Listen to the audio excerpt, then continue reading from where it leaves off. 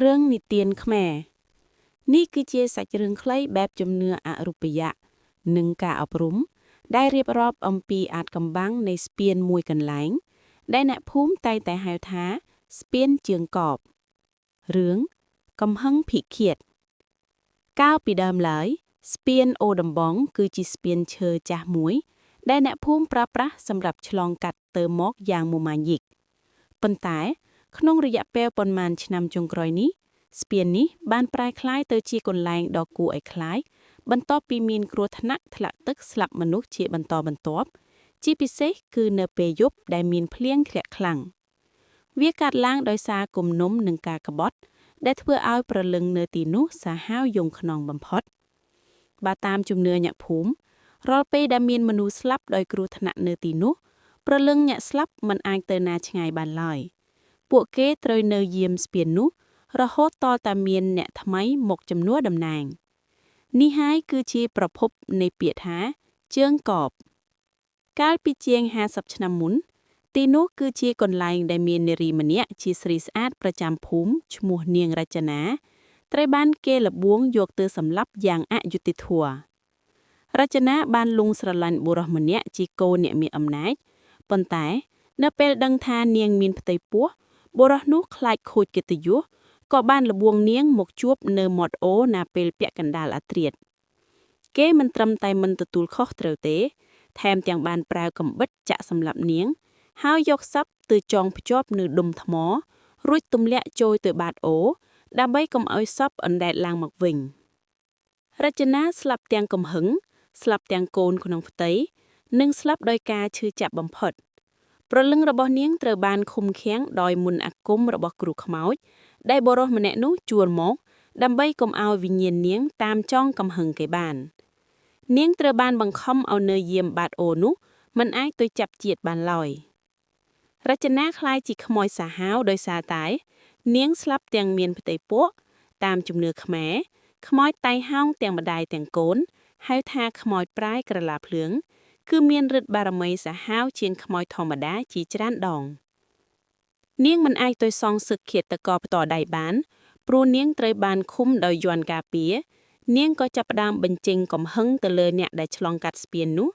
ជាពិសេសគឺបុរសដែលមានចរិតដូចអ្នកដែលបានសម្លាប់នាងដើម្បីឲ្យវិញ្ញាណនាងបានរួចផុតពីចំណងមន្តអាគមនៅបាតអូរនាងត្រូវតែអូសទាញប្រលឹងអ្នកដទៃមកស្លាប់ជំនួសកន្លែងរបស់នាងរាល់ពេលដែលមានមនុស្សស្លាប់ម្នាក់នាងនឹងបានស្រាលខ្លួនបន្តិចប៉ុន្តែកំហឹងមិនដែលរលាយឡើយនាយសេងជាយុវជនម្នាក់ដែលមានអត្តចរិតស្រដៀងនឹងគូស្នេហ៍នាងរចនាគេមិនសូវជឿលើរឿងអរូបិយៈអីឡើយយប់មួយគេបានធ្វើដំណើរត្រឡប់មកពីមើលការងារទាំងយប់អាធ្រាត្រនៅពេលមកដល់មាត់ស្ពានសេងស្រាប់តែទទួលអារម្មណ៍ថាខ្យល់បក់មកត្រជាក់ដល់ឆ្អឹងខ្នង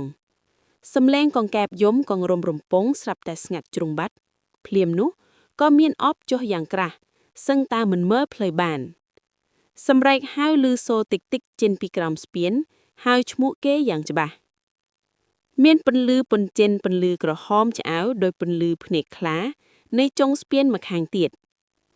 ក្លិនស្អុយឆ្អាបភាយមកពីទឹកក្លិននោះដូចជាសត្វដែលត្រាំទឹកយូរថ្ងៃភាយមកប៉ះច្រមុះសេងស្ទើរថប់ដង្ហើមពន្លឺភ្លើងម៉ូតូដែលធ្លាប់តែភ្លឺច្បាស់ស្រាប់តែប្រែជាពណ៌លឿងស្លែកនិងយឺតដោយចង់រលត់នៅកណ្ដាលស្ពានសេងបានឃើញស្រមៅខ្មៅស្រពិតស្រពិលមួយអង្គុយសក់ស្លែបមានសក់រញ៉េរញ៉ៃបិទមុខជិតនៅពេលសេងព្យាយាមជិះកាត់ស្រាប់តែមានអារម្មណ៍ថាម៉ូតូកាន់តែធ្ងន់ទៅដោយមានមនុស្ស 4-5 នាក់មកតងពីក្រោយដៃចង្កូតដែលខំទប់ក៏ប្រែជារឹងកំព្រឹសហើយងាកទៅរកបង្កាន់ដៃស្ពានដោយខ្លួនឯងបន្ទាប់មកមានសំឡេងខ្ជិបដាក់ត្រចៀកគេថាមកនឿជាមួយអញដល់វេនឯងហើយអញរងចាំឯងយូរហើយសេងស្លុតស្មារតីភ្នែករបស់គេចាប់ផ្ដើមឃើញផ្ទៃទឹកខាងក្រោមប្រែជាផ្លូវថ្នល់ដ៏ស្អាតទៅវិញគេរៀបនឹងបន្ថែមហ្គាម៉ូតូដើម្បីបើកទៅលើផ្លូវបញ្ឆោតនោះទៅហើយស្រាប់តែមានដៃត្រជាក់ស្រេប៉ែកដោយទឹកកកនិងរអិលដូចស្លែ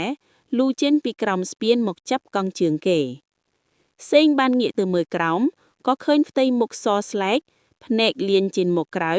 និងមានដង្កូវវល្លិពេញមាត់កំពុងសម្លឹងមកគេទាំងញញឹមយ៉ាងគួរឲ្យខ្លាច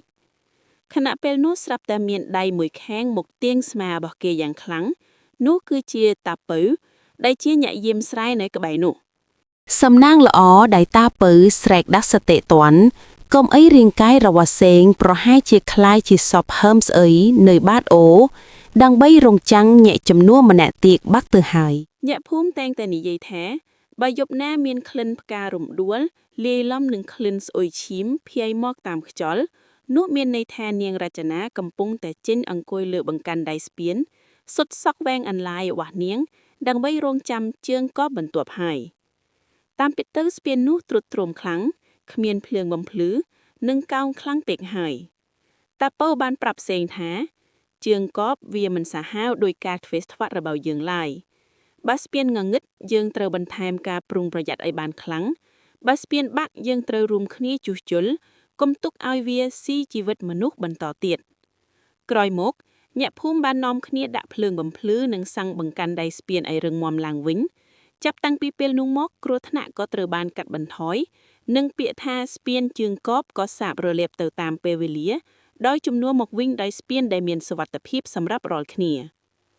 ជំនឿគឺជាផ្នែកមួយនៃវប្បធម៌ប៉ុន្តែការការពារនិងការមានស្មារតីប្រុងប្រយ័ត្នគឺជាកត្តាសំខាន់បំផុតក្នុងការថែរក្សាជីវិតសូមអរគុណពុកម៉ែបងប្អូនដែលបានចំណាយពេលវេលាដ៏មានតម្លៃស្ដាប់ការនិទានរឿងកំហឹងភិឃាតតាំងពីដើមរហូតដល់ចប់សូមជូនពរពុកម៉ែបងប្អូនសុបិនល្អរៀងរាល់រាត្រីសូមជួយ Subscribe Channel របស់ខ្ញុំផងដើម្បីបានរឿងនិទានខ្មោចបន្តទៀត